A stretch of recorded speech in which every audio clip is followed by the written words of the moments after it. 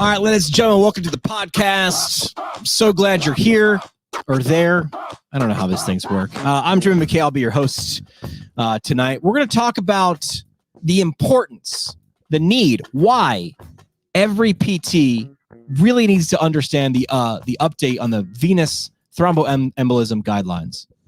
All right, why do you? I am talking directly to you. Why you need to understand those updates and what it means for you in your clinical practice. We're going to bring in 3 people who understand this way better than me. That's the key to sounding intelligent, is bring smarter people around you. So when you ask them a question, they answer it correctly. We're going to bring in our guests tonight. We're also speaking at CSM on the update for the venous thromboembolism guidelines. We'll talk about that. Did want to say thanks to our friends at Physical Therapy and Balance Centers, created by PTs, especially for PTs in private practice. On average, a private practice who joins the physical network grows more than 40%. Who would say no to 40%? I wouldn't say no. So if you're ready to discover how the largest network of PT private practice owners are growing and adapting to industry changes, and we know the last 2 years have brought changes, visit physicalfranchise.com. That's FYZICAL franchise.com. Also, our friends from MW Therapy have your EMR costs grown out of control. Are you frustrated because that EMR you're stuck using was designed in like 2017? 2017 was a long time ago. Not adaptable, one size fits all, but it's not fitting you. Changing EMRs, I know, it can cause you a little bit of anxiety, but they made it easy. So take a test drive for something customizable, something better at mwtherapy.com. That is mwtherapy.com, where switching over your EMR is in fact easy. All right, without further ado, and you all know how much I love Ado, let's start the show.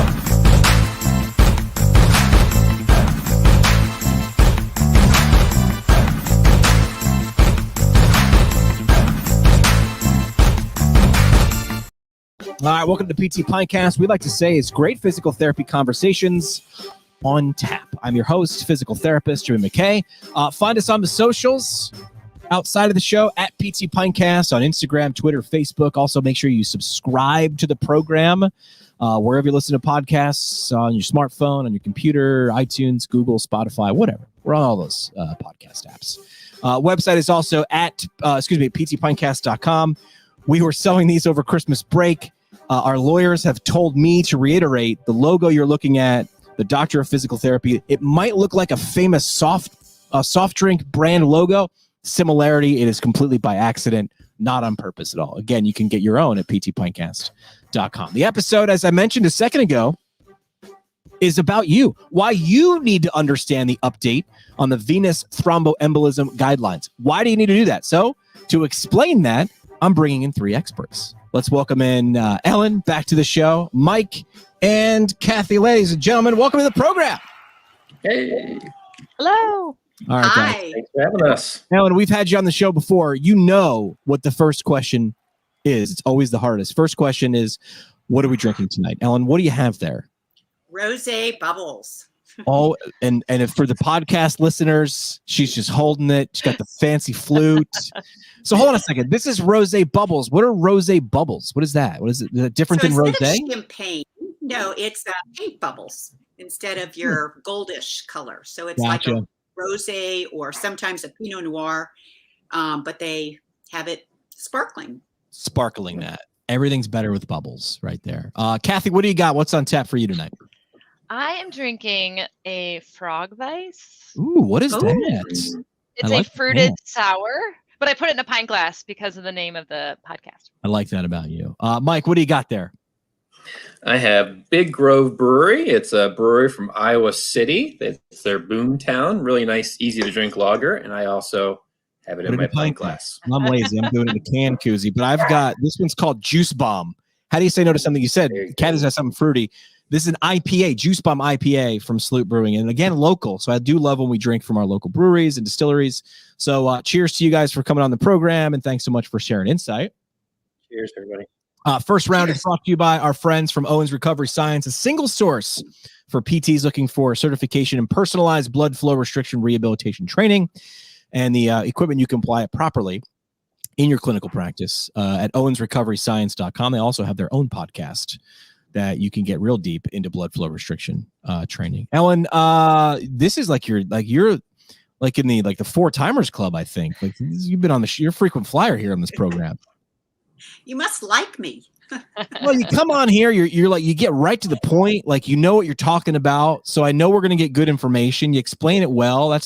We said this in the last episode. Like, if you understand something, you can explain it simply. If you can't explain it simply, it means you don't understand it. So, the episode tonight, what are we talking about? We've got an update on the venous thromboembolism guidelines. So let's go macro. Let's go 30,000 foot view. What was updated? What are those new guidelines? And then we'll get into, what they are and why I need to make sure I bring them into my clinical practice. Who wants to tackle the big macro question? Mike's up. Oh, Mike's up. Thanks, Ellen. Thank you. So Ellen and I did this back in 2016, and I think we both said we were never going to do it again, but here we are, right? You're back. The amount of work that goes into it, but it's been a great process. So in 2016, we put out guidelines. It really focused on lower extremity DVT, and that was really the focus: screening, prevention, treatment, when you can ambulate, and got a lot of great feedback from it. The feedback for improvements, though, we're looking at upper extremity DVTs. How do you manage those? How do you screen for those? Can you move somebody's arm? What does that all mean? And then, of course, pulmonary embolism. That's a big one, right? What does it mean when they have one? When can you move them? How long do they need to rest for? There's lower risk. There's higher risk PEs. How do you take that into consideration when you do that?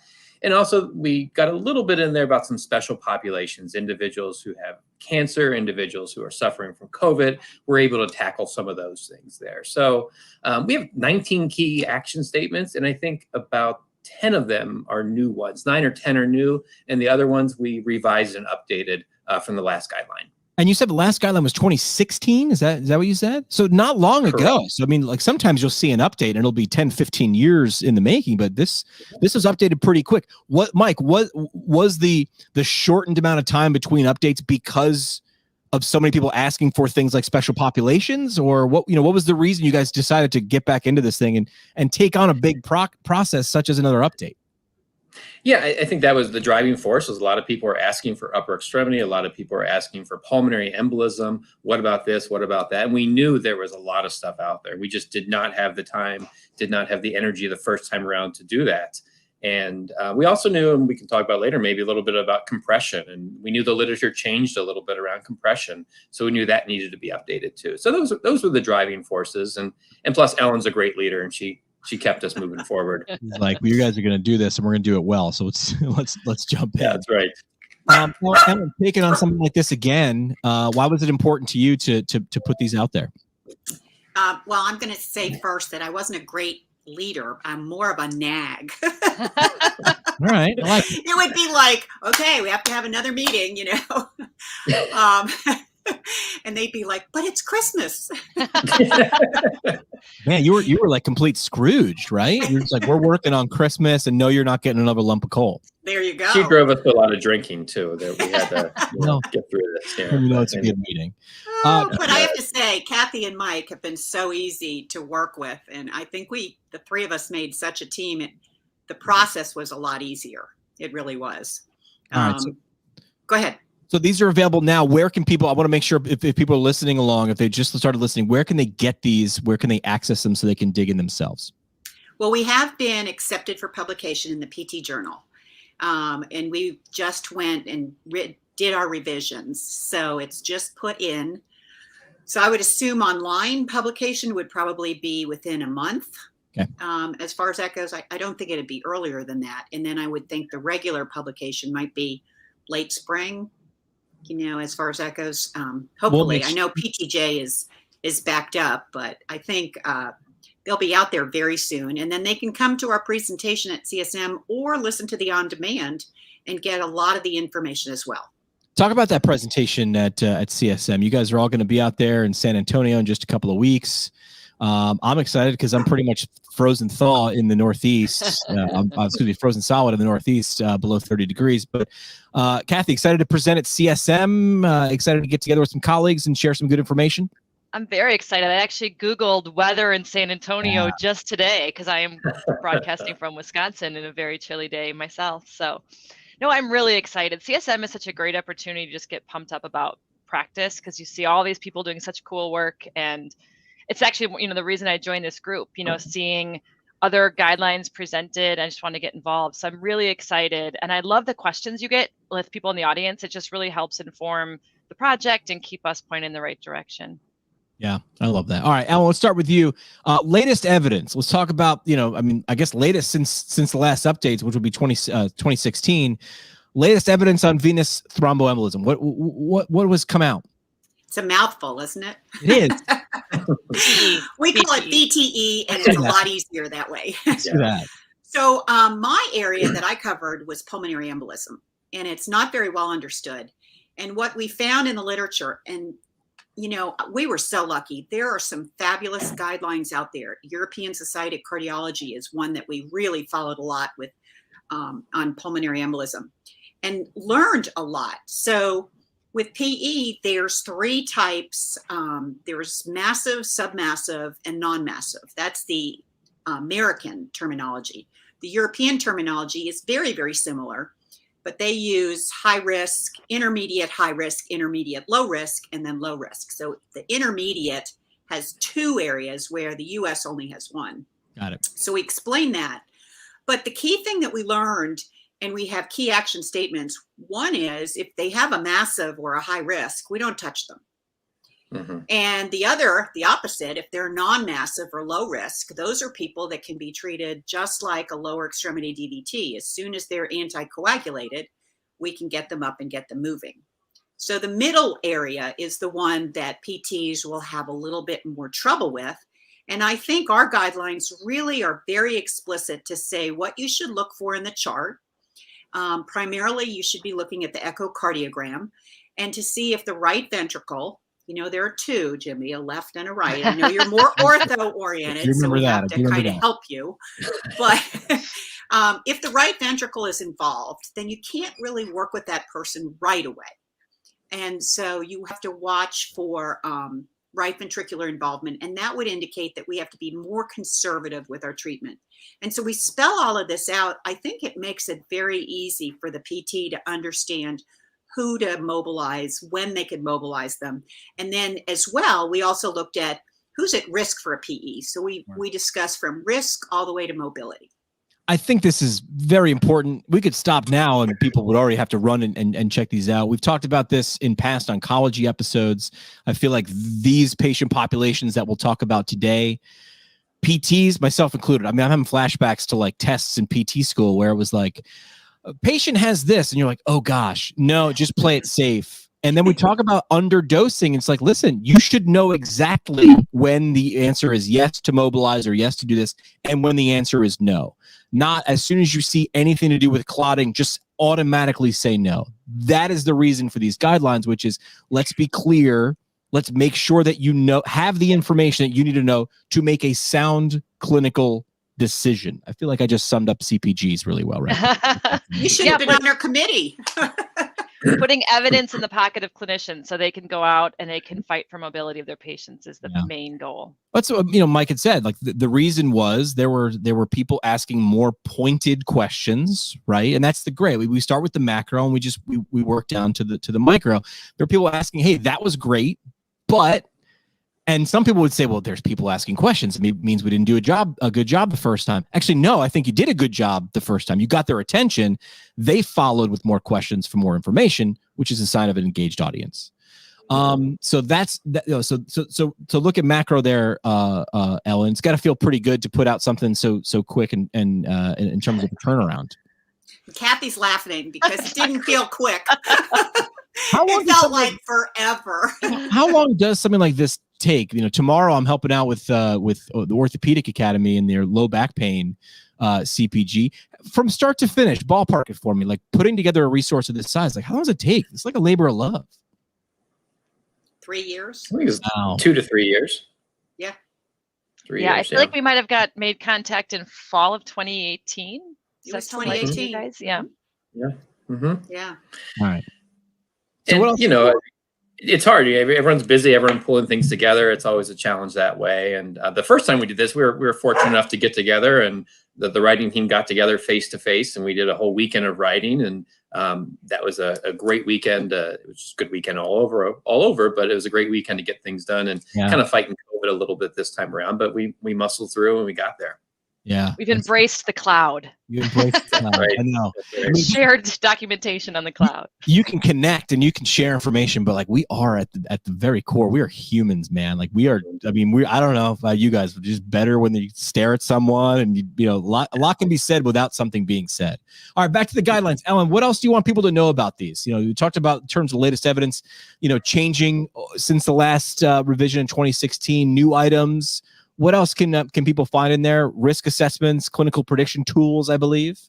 Well, I'm going to let Kathy and Mike talk. Kathy did all the risk assessment tools, which is so super for PTs. She's handing them all this information to help you make your assessments better and safer. Right, and so Mike worked much more on compression and upper extremity DVT.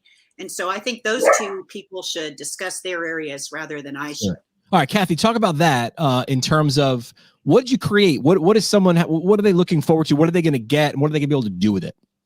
Yeah, the nice thing in the first guide was they clearly laid out the importance of screening everybody and the importance of impressing upon our patients the benefits of mobility. But they didn't make an actual recommendation. And at that time, they kind of spelled out, here are a bunch. And we really said, let's give clinicians something in hand, that this is a good one.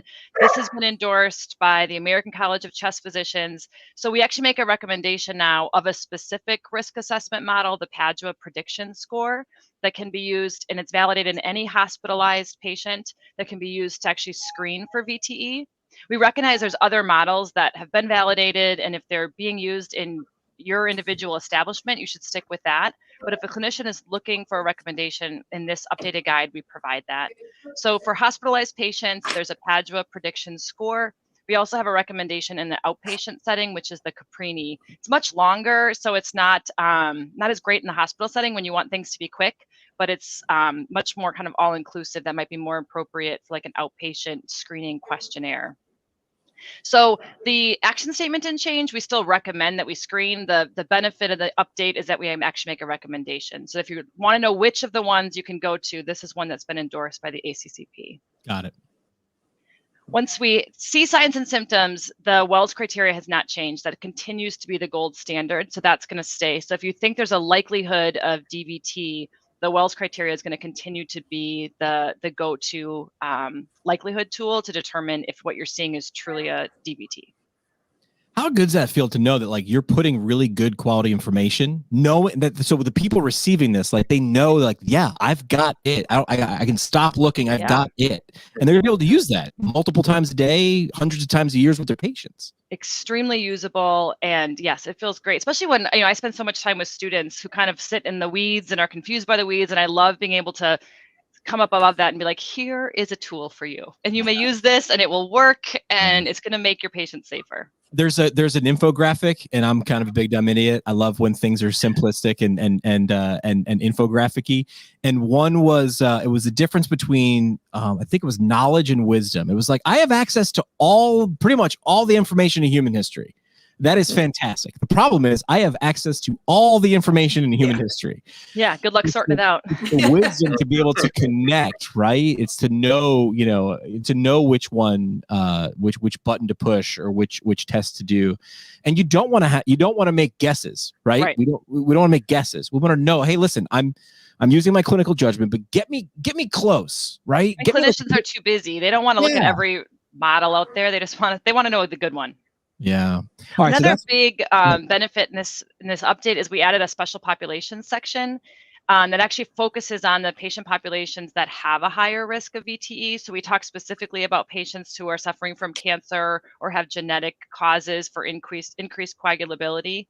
And there is an additional risk assessment or likelihood tool, for patients with cancer, and that's a Karana scale. So that group of patients has such a higher rate of VTE. They have about a 4 to 8-fold increase of risk if you have cancer of developing a VTE.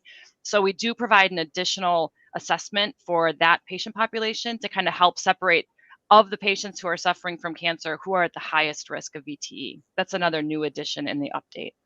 These are the things that I would, when I was a student and I was doing my clinicals, these are the things you print out and you laminate and you tape them to the back of your clipboard. And you're like, I might not look at it, but if I want, it's there. I can There's lines, there's boxes, right? Yeah. Yeah. I had a physics professor in college. He was like, you can bring any note you want into the test. It's got to fit on a 3x5 card. And that's when you get real fine point pens. And the funny part is this was a Growing Pains episode, and I'm dating myself here. Back in like the 80s or 90s, where Kirk Cameron's Mike Seaver character spent the night writing all of his notes in the bottom of a pair of sneakers. And then he aced the test, right? He was like he wasn't a smart student. He aced the test and put his feet up, and then his teacher saw it. But he's like, no, he's like, I swear to God, he's like, I was going to cheat, but I spent the whole night writing the notes down. And he's like, I actually learned it. So it's like these things, like they're there and you can have them with you. And that's the best part is you can have them on the back of that clipboard, but eventually you're going to actually get to learn because you're going to use these types of things. Well, I'm going to jump in here and tell you that we also are supposed to get all of these tools into an app. Guideline Central is developing an app for us. They're developing a pocket guide that has all of our key action statements, our tables, our figures, and all this. But there's also going to be an app. So you can pull your iPhone up and say, oh, I think they may have, this cancer patient may have, VTE. Let me see if they're at risk. And they plug it into the app. So I think that's going to help us and help PTs understand it more and learn more. Yeah, there's that connectability, right? That ability to access that information. So great, it, but if I can't access it in front of that patient when I need it, that app is going to help out a lot. Anything else you wanted to add about the stuff the areas you're working on, Kathy? No, I'm really glad Ellen mentioned the app because implementation of these CPGs is one of the most important things. We spend all this time writing them and we don't want them to sit on a website somewhere that no one ever accessed. Right. So I really love the support that we're getting to put this together, and it's going to make it really user-friendly for clinicians. Excellent. All right, Mike, I heard the word compression, right? And as we head into especially the football playoffs, I feel like compressions, that's what people always ask me. Compression sleeves. Jimmy, all my non-healthcare friends, what's going on here? But in terms of compression, where does that come in with these guidelines? So in our 2016 recommendations, we recommended compression post-diagnosis, and that's what the literature showed. And it was some smaller studies, some lesser quality studies, and there's been a little bit of a shift since the time that we published. And I think the shift came pretty much right when we published. That bigger study came out, the SOC study, I think it was. So right now in our new guidelines, we still recommend compression if someone's high risk. So if you're working with somebody, Kathy mentioned the individuals who have cancer, or maybe someone who's immobile, someone who has a clotting condition and they're immobile, compression is a great intervention to use to help prevent a clot from forming, along with hydration and movement, all those things there. The change in the guidelines come with, we're saying that if a person has a new lower extremity DVT, we do not recommend, or it's not necessary to use compression with every single person. Okay, so maybe the default before was, okay, they got a DVT, we really should get some compression on them that'll help with their pain, decrease risk of post-thrombotic syndrome. Well, the literature shows it's not the best thing to do for every single patient.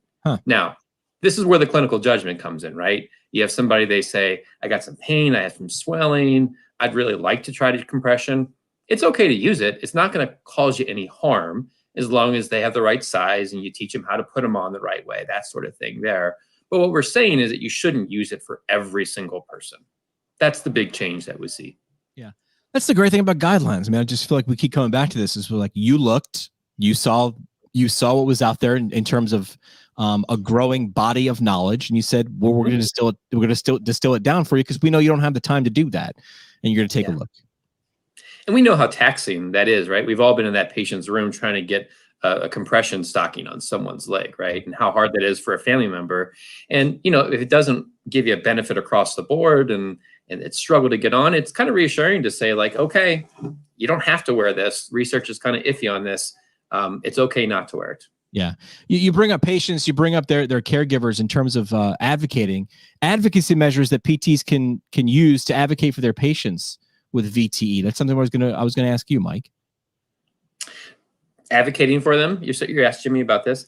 Yeah. I think it might have been, I forget if it was Kathy or Ellen just talked about that, giving us the tools, and you mentioned too about making sure we're not underdosing, right? Yeah. So advocating, saying, okay, this person's on this medication, we can look at this guideline and they should be at that therapeutic level in so many hours. Let's get this person out of bed. They don't have to wait in bed for 24 hours because they're on this medication. Let's get them up moving around.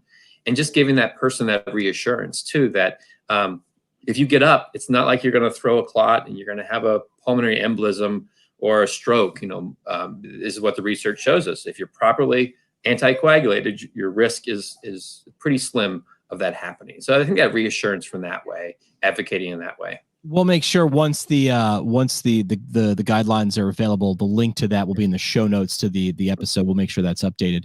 Let's focus towards warmer things, which is San Antonio and CSM.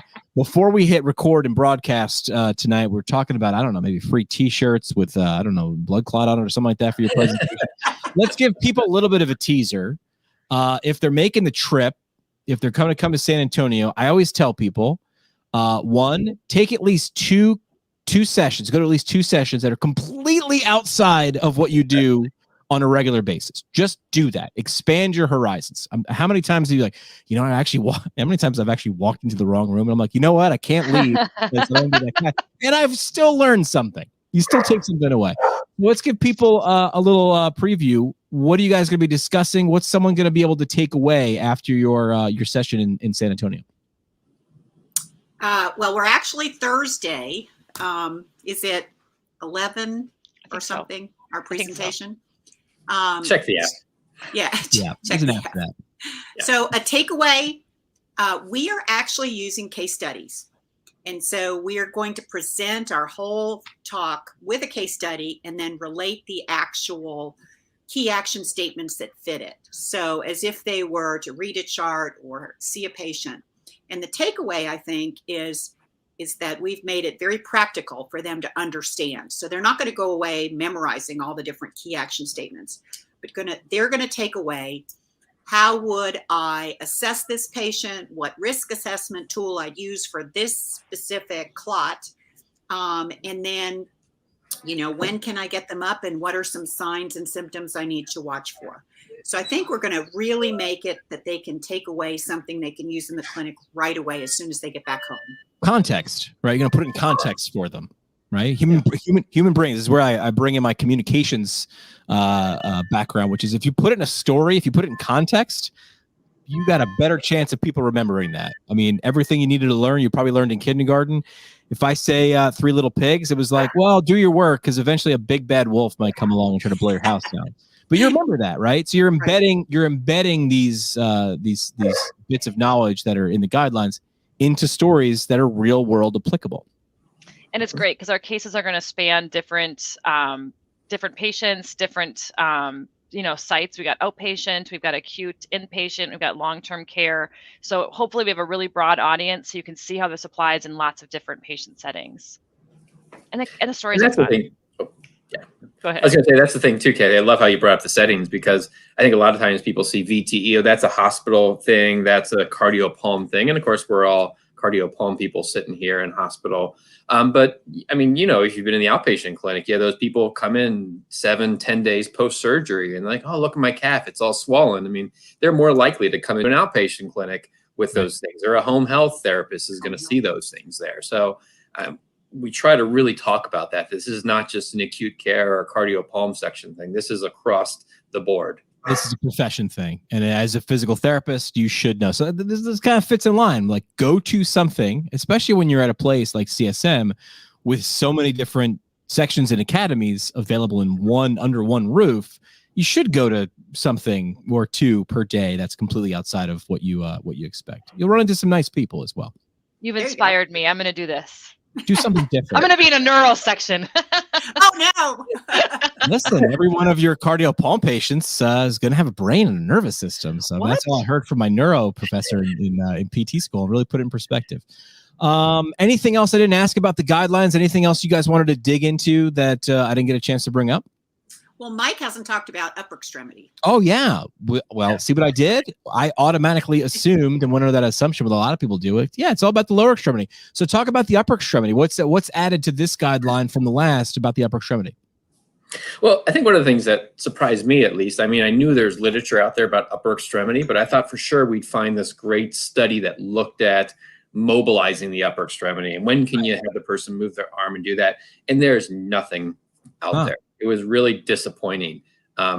We searched and searched, and we had librarians helping us, and we could not find anything at all. So this is one of these things of the clinical practice guideline. You go with the evidence that you have. So what we really did is we applied the information from the lower extremity to the upper extremity. It's the same process. It's the same things going on from that standpoint. So the evidence is all weaker in the upper extremity about mobilization because there's really no studies out there that said, okay, how long should you wait? What's the risk of this and that? It's all really application of the lower extremity information. So that was one of the big surprises when we looked at that. And Kathy mentioned before the wells. There's a very similar tool that for the upper extremity, the constants that helps you determine risk or likelihood, and if you need to recommend an ultrasound or a Doppler ultrasound or not from that standpoint there. That's something you're going to get from. I'm sorry, go ahead. Yes. No, finish your thought. I was going to wrap you up. The upper extremity is the big risk factor is having a line in your arm, a catheter or a line or a port of some sort, right? So you're putting this, and we've all seen what central lines look like and PICC lines look like. So having one of those in the venous system irritates the vessel wall, it impedes flow, it really gets at some of those things that really cause clots. And that's where you're going to get it from a guideline. We talked about this a few times. Is a clinician who's treating is not going to have the time to do the search, or maybe they do the search and they don't find anything, and they go, I guess it's probably out there, but I'm not finding it. But you found there wasn't anything out there, so you were able to do something else, which is another step, which is apply something from somewhere else and say, okay, applying the lower extremity rules to upper extremity. Here's what we have, and that just what you're doing is you're building upon things that are already known, and a clinician treating doesn't have time for that. I think it's just so important too, because clinicians are seeing it more and more as they're using these lines. And that's a really isolating feeling as a therapist. If you go to the literature and there's nothing there, and at least now there's a group that came together, there's expert opinion based on other literature that has been applied. It's been vetted, all these people have looked at this document. So it really should give people at least, some grounding to make some clinical decisions. Mm-hmm. I feel like grounding is a good word, because some people, especially with the low back pain CPG I'm going to talk about tomorrow, some people on social media really took that and they said, these rules are ridiculous they're putting out there, and everybody from orthopedics was saying these aren't rules. This is a CPG. This is a guideline. This is what we found in the research. We did research on research. We should say, and I feel like maybe I should have had a disclaimer in the beginning of the episode. These are guidelines, right? I mean, guidelines are not telling you do this, not that. They're saying, hey, this is your clinical judgment. But if you'd like some guidelines, like guide rails along a highway, this is what we've found, right? I mean, is that a good way to kind of describe a CPG, which is it's not rules, not what you can and cannot do. Right. You could do whatever you want in terms of your license and your state practice act, I would say. These are guidelines in terms of best practice. And some of them we had level 1 evidence, but others, like with the upper extremity, we had best practice. Right. You don't always have level 1. So, I did want to throw in, we did do some research into coagulopathy with COVID. Mm-hmm. Hello, we wrote these during COVID. Right. And we actually ended up writing an article about coagulopathy in COVID, because we had so much evidence that was coming out that we were looking at that talked about coagulopathy. So, we really took our guidelines and our information and we put it to a new disease that we were seeing, COVID. And it was a fabulous learning experience for me to see all of these articles coming out and seeing how they were treating it. It's been very eye-opening and I think very helpful for other clinicians. So we did add some of that also into our guidelines. Yeah. So really showing the newness and how fresh some of the information in this update can be is, my colleagues at Mount Sinai doing a lot of work, especially in post-acute COVID-19 syndrome. One of my colleagues said it's a lot like changing the tire on an 18-wheeler while you're on the highway, while that 18-wheeler is going 65 miles an hour. It's like you're trying to figure it out while you're in the middle of the problem. Yeah. The world doesn't care. It's not going to wait around. So good on you guys for including that, because it couldn't have been easy. And we have these, risk assessment models that have all been validated before this disease ever existed. Sure. So we had to talk about it because it's not built into the cake in these previously validated studies. So you have to account for that these patients have higher risk, even if they're not being identified in these other ways. Yeah. Ignoring it isn't going to help anybody. Probably right? not a good idea. Well, did you guys see that? We were just talking about this in the last episode I did. Did you watch the Netflix movie Don't Look Up? Yes. Yes.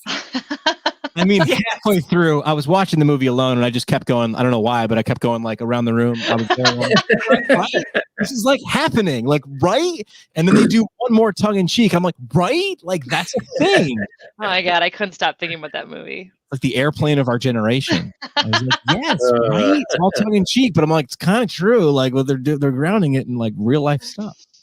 But good on you guys for taking on and saying, like, I'm not going to put my head in the sand. We're going to make sure we can at least take our best shot at trying to use what we know to apply it to a real problem. Like, oh my gosh, like research is practical. Like, oh my God, who thought we could not just writing stuff and publishing it somewhere? It's like, yeah, we're going to use this stuff. And some writing about, go ahead, Mike. Sorry. What about you, go ahead, Kathy. No, I was going to say writing about COVID-19 was the most unique experience because we'd write a paragraph and then Ellen would be emailing me, this article just came out. Like, look at this. It's like every week there'd be a new article coming out. I've never written anything where every week the ground was shifting. It was the most bizarre experience. It's like, am I writing research or news? Like, I feel like this is like today. I was talking to a colleague today at Mount Sinai. He was talking about finding evidence of individuals who are experiencing microclotting and then having a form of dialysis to remove the microclots. And then in some people, they come back. The microclotting reappears within 24 to 48 hours. It's like something's we got to get patho people to figure out like why, and then why after you remove it, it comes back again. Okay, so we got to go further upstream here, right? We got to figure out not just remove it, but why is it starting? So it's this goes to my tweet yesterday from work, which was this isn't the flu, right? This doesn't happen. What we're experiencing in terms of long COVID and should you even differentiate? Is it long COVID or is it COVID and it just doesn't stop? Like, I understand you can go back to work and you're not experiencing a fever, but like this thing that happened is still causing things to happen. So it's not two things, it's one, but figure it out. Mike, what were you going to say before I went on a random tangent? I don't know what I was going to say actually, but it'll come back. That's okay. Kathy said was much more intelligent than what I was going to say. So. Well, but going back to what Kathy said, it would be like, okay, so COVID started March-ish of 2020. Right. And they weren't treating this coagulopathy, but they were noticing it. In April, all of a sudden they start to come out with these guidelines. We're writing in June, and this is what she was saying. It was like our evidence was only like months old. Yeah. It wasn't years old. Yeah. It was months old. And it was based on a data coming from some other countries, that were helping with literature, but most of it was from the trenches. Yeah. And so it was like trying to talk about the war while the war is going on. Right.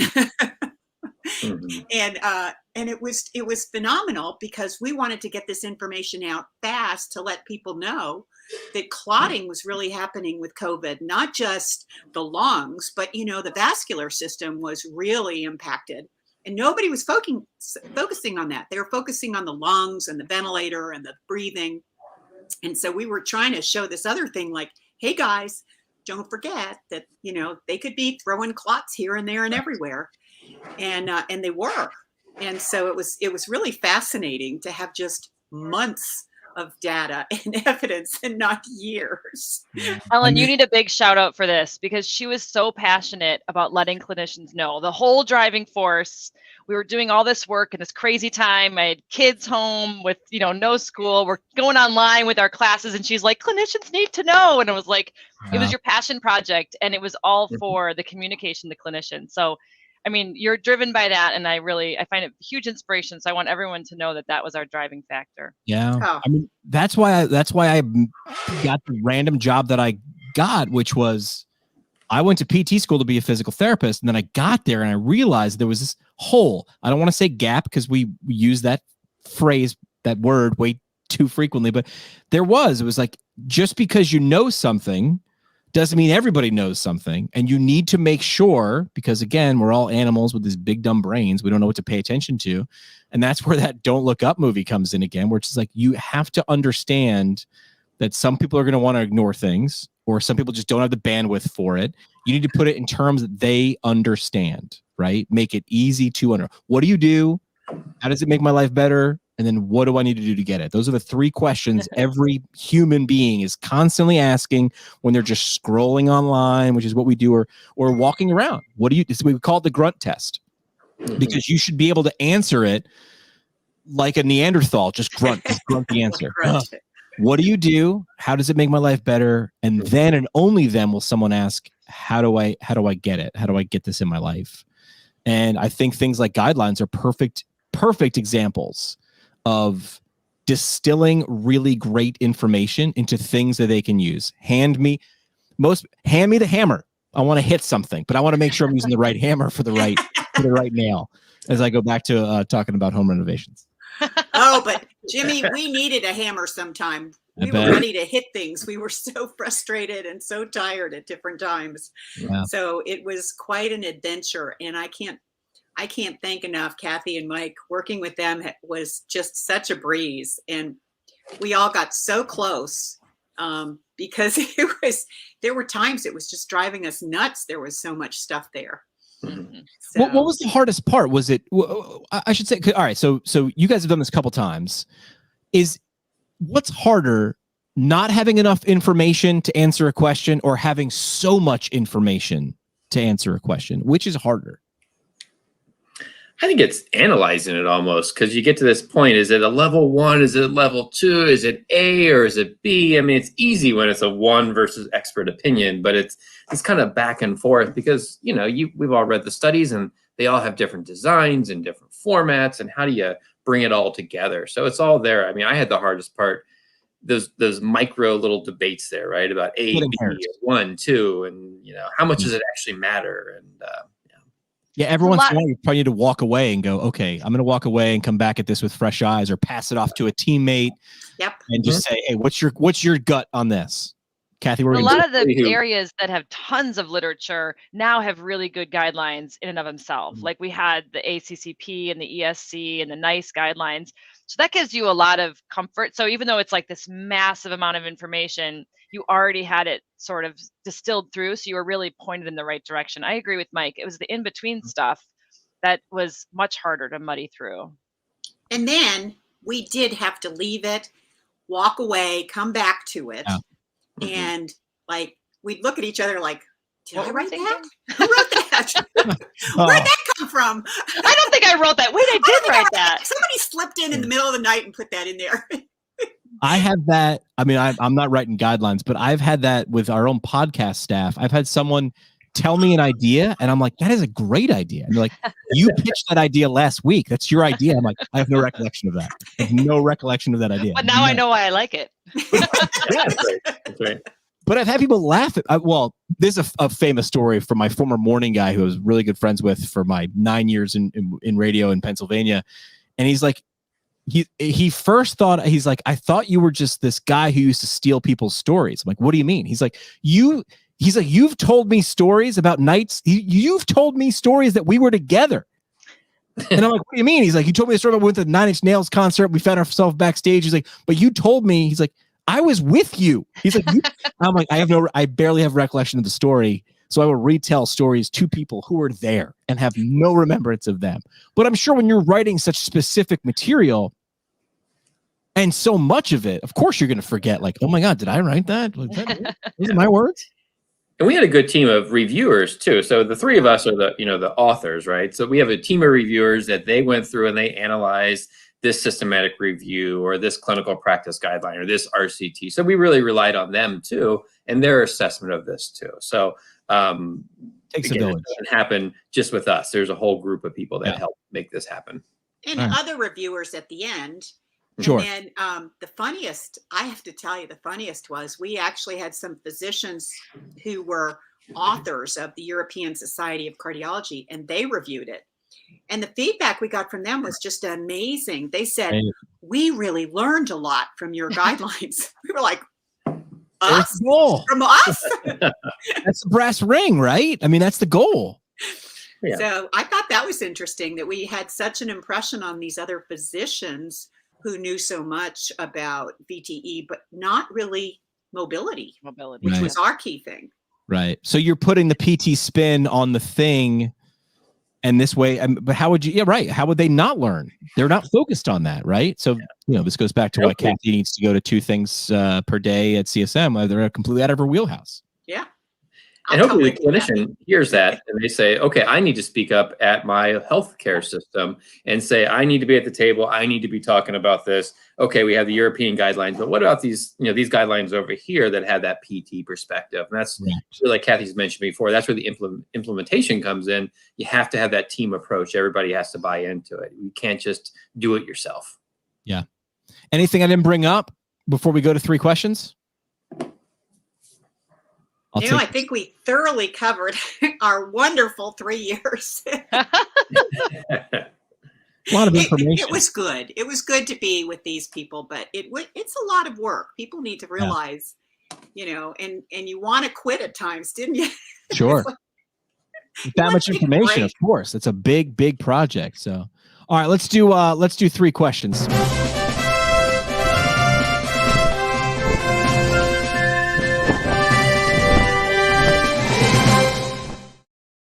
Three questions brought to you by Physical Therapy and Balance Centers. Find them online at physicalfranchise.com. That is physicalfranchise.com, FYZICAL.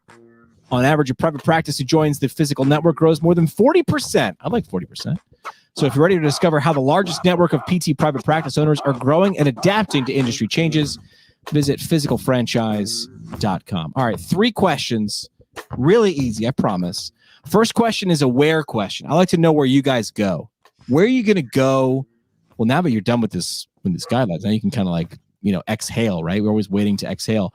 But where is your where? Where is somewhere that you would go to sort of decompress and be able to relax? Ellen, we'll go to you first. Oh, wow. I already did. Where'd you I go? went to Hawaii. Yeah, all right, fine. Rub it in just a little further.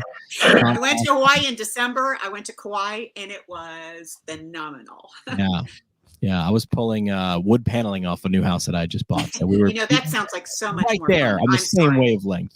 Mike, where's somewhere that you'd love to go? Where's somewhere that you go out of your way to go to decompress? Yeah, so I guess I have the same experience as Ellen. We were able to get away a little bit at Thanksgiving, and it's like this magical time before everything happened with COVID. We got a chance going to Disney cruise with the family and had a great time with that and the magic of that. So that was a great time. But I think anywhere you can spend time with people and it's away from the distractions. The nice thing about being in the middle of the ocean, your cell phone doesn't work.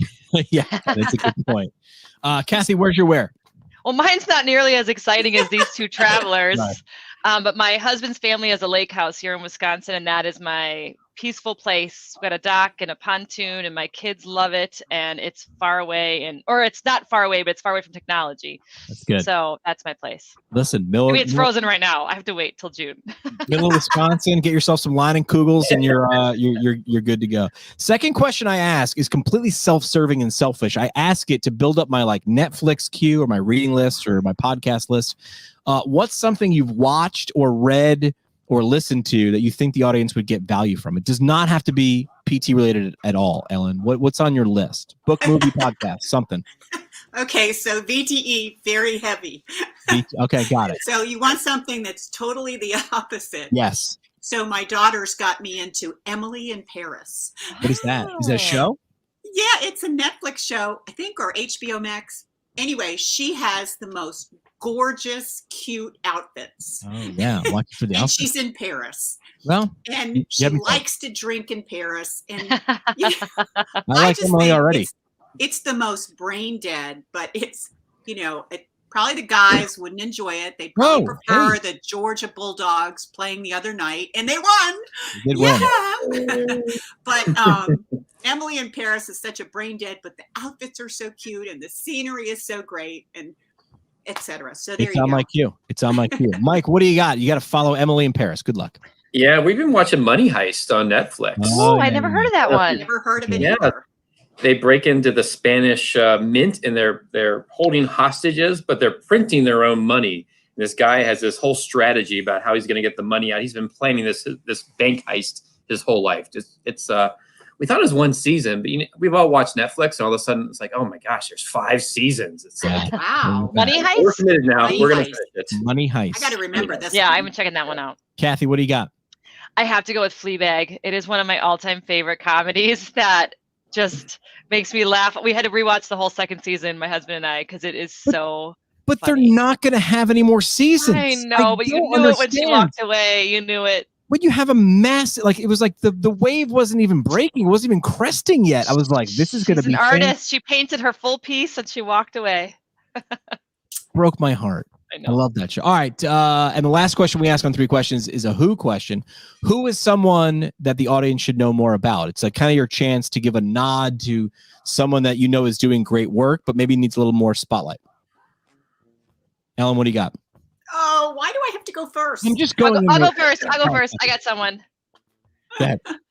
Professor at Marquette, Sandra Hunter, exercise physiologist. She's phenomenal. And she studies, she's just a pioneer in sex differences and is a voice at every single table that we need more research and focus on women.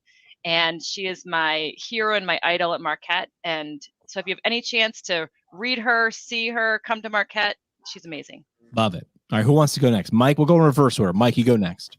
Oh, geez. I'm working with another group at CSM. We're talking about lifestyle medicine and working with older adults. And I have a colleague, Nola Peacock. She's doing some great work out. And someone who's not doing research, but in her healthcare system, she is leading a whole lifestyle medicine center at her healthcare system and how they can integrate it across the whole healthcare system. So that's pretty exciting, seeing that in action. All right, Ellen, you get to close now. What do you got? Oh, there's so many people I would love to name that are really up and coming. I'd like to name 2 people that I'm working with on another committee. One is Naomi Bauer, and she's really moving forward in pulmonary rehab and setting up a pulmonary rehab and really progressing, the field of pulmonary rehab. And the second person is Ashley Parrish, and she just was named an emerging leader for Alabama, and I think also the Cardio Academy, I'm not sure. But she has done so much for PR and awareness.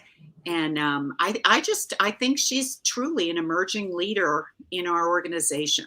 So I just wanted to give a little hoot and holler for those 2 people. Little spotlight. All right. That's 3 questions again, brought to you by our friends at Physical Therapy and Balance Centers, physicalfranchise.com. Last thing we do on the show is the parting shot.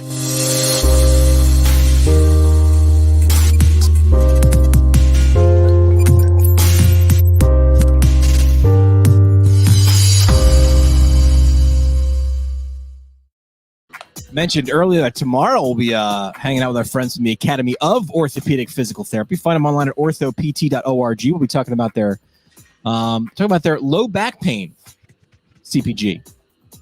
They also have their current concepts of orthopedic physical therapy. That really just your perfect roadmap from wherever you are in your orthopedic career to where you want to go. You went to the OCS, you want to level up, you want to get better.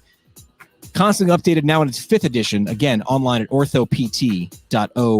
So parting shot, your last chance for really a mic drop moment or just something you want to leave with the audience. Is there somebody who wants to go first? Is there someone who wants to go last? I want to make sure this is democratic. So who wants to throw out their parting shot first? Don't all answer at once. Hope you see people at CSM, and we're excited to have things published. And like Ellen said, in a couple months, hopefully it's out there in your hands, and email us. Let us know what you think. Excellent. All right, Kathy, Ellen, who wants to throw their last idea out there? Well, I am going to throw an idea for all those who are going to work on groups like this or, take something on. I really think you need to look for significant people who can contribute regularly and who are fun to be with. And Mike and Kathy were exactly that. And for a 3-year project, you really have to get to work with people who you can work with and who are as committed as you are, or need to be committed like you should be maybe. But I mean, I really think you need to look at your group, and you need to look for people like that who you would like to work with and you can learn a lot from, as well as share a lot. So I really thank these two for the past 3 years. It was quite a period of time. So that's my last statement. Great information for just group dynamics, right? How do you really accomplish something? You start and end with people, right? It's the right people, it's right? The people. How do you find the right people? Is it always the person has the most knowledge? It's not, right? It's the people. What they say, hard work beats talent when talent doesn't work hard, right? But you also have to have fun. So you also want to make sure they also want to have a beer as well. Yeah, Ellen looked at my CV, but then she asked me what kind of wine I like. That's how I got in the group. Would you want to have wine with this person? That's a great question. All right, Kathy, what's your parting shot to wrap it up for us today? My parting shot is everybody out there who's listening, get the app when it comes out and use it, because it's going to be there for you and it's going to make our patients more healthy and safe. Yeah, well said. Hey, thanks for investing in our profession. These things are volunteer. These things take a lot of time, effort, stress, focus, attention, probably away from some other things, but you understand all too well why you do it, right? It's so important, and clinicians will benefit from it, but really it starts and ends with people. Their patients will benefit from it. So I'm imagining that's why you guys decided to take on something like this. And at the rate you're going, you'll be back in 3.5 years, right? To redo this again. So we'll have a beer then as well. So thanks for the time sharing this. And again, we'll make that link available in the show notes once this is available for everybody to digest. We'll see you guys in San Antonio. And they say the best conversations happen at happy hour. Thanks for coming to ours.